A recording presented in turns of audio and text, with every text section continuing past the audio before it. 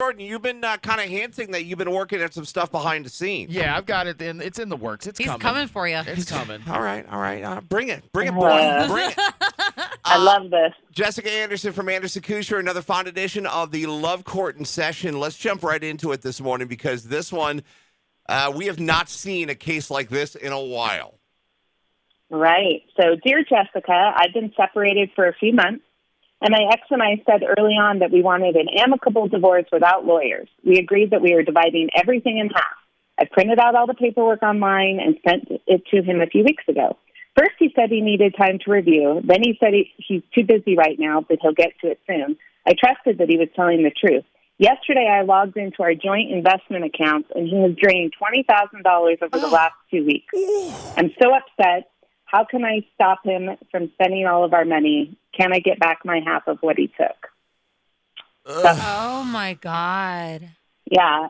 So basically, it sounds like he was just using, hey, let's have it be amicable and then, delay while he spends down the money. Or, maybe he's been spending down the money all along and he doesn't want to tell her that. I mean, who knows? Is there anything she can do if they're not divorced yet? Well, she needs to file a complaint for divorce. That would be my advice. And then as part of that, she can get a mutual financial restraining order, which is automatically granted, and it will prevent, it's an order from the court that prevents either spouse during the pendency of the divorce from disposing of assets, hiding assets, draining investment accounts, taking, one another off health insurance. Like, it's basically, don't touch any of your accounts. I mean, you can spend money like that you would normally spend, for your but not $20,000. Right. So, I mean, the thing about the money that he took, she might be able to make, once she files a complaint and gets the ball rolling, she might be able to make a community waste claim if he did something nefarious with it, like, bought his girlfriend a $10,000 tennis bracelet or something. Come on, Jessica, that would never happen. Yeah, right. right. Girls are expensive. And if he just took the money out and has it sitting in another account in his own name that she can't access, right. Just because he does that doesn't change the character of the property. It's still community property, even if he puts it in his own account. So the important thing to do is file a complaint, get the ball rolling, because then there will be mandatory document disclosures, and we can figure out what happened with the money, where did it go. I mean, there's always a paper trail. Okay. So if he just took it out and it's all cash sitting somewhere, that might be problematic. But, the fact that he took it out after they were separated, that can be documented. So, I think the court will be on her side. He invested it. They're going to double it down, and she's going to be super happy at the end of this watch. Yeah, let's hope. No, I think the odds are that he invested in a $10,000 bracelet for the little hoochie. So she can protect herself, but it sounds like she's going to want to act fast. Yeah. I wouldn't just sit around and wait for him to sign these uncontested divorce papers, because now you have a contested issue anyway, unless he's willing to say, I'm sorry, here's $10,000. Right. If she can trust that that's all he's taken, maybe that would be okay. But I don't know. I don't think I would trust him. Let me ask you this. I mean, does it make a difference when those papers are filed? I mean, does it make it worse if the $20,000 was drained after the paperwork was filed or before? Doesn't it make a difference? Well, if we're talking about the complaint for divorce that I'm talking about, and there's a financial restraining order from the judge, and he took $20,000 out, that would be a contempt of court.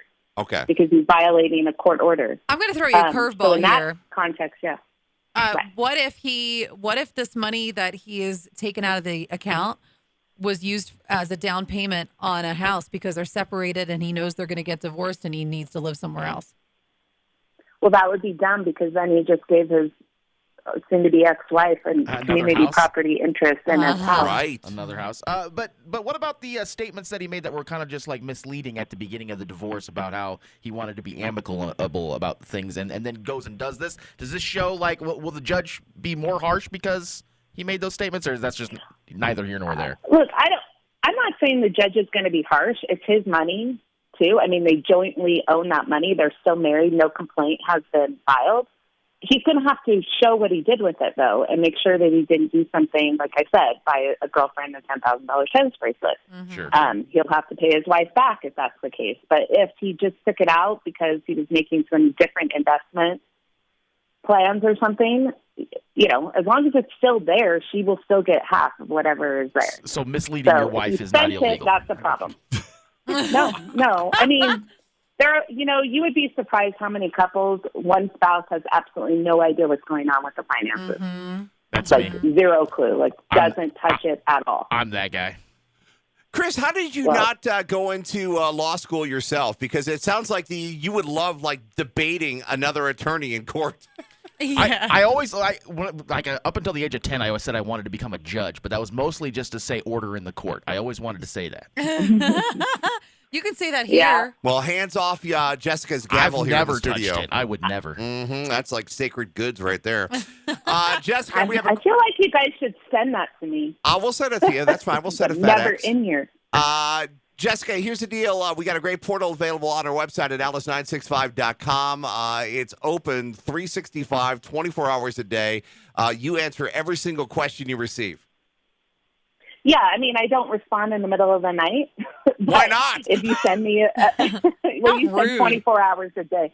So, yes, you can send your questions at any point in time, and during business hours, I will respond. And we have back and forth. And then, if you need to come in for a consultation, we're here for that, too. There's going to be some BFF that wakes up at 3 o'clock in the morning and is like, I'm going to send Jessica a message just to see if she's awake.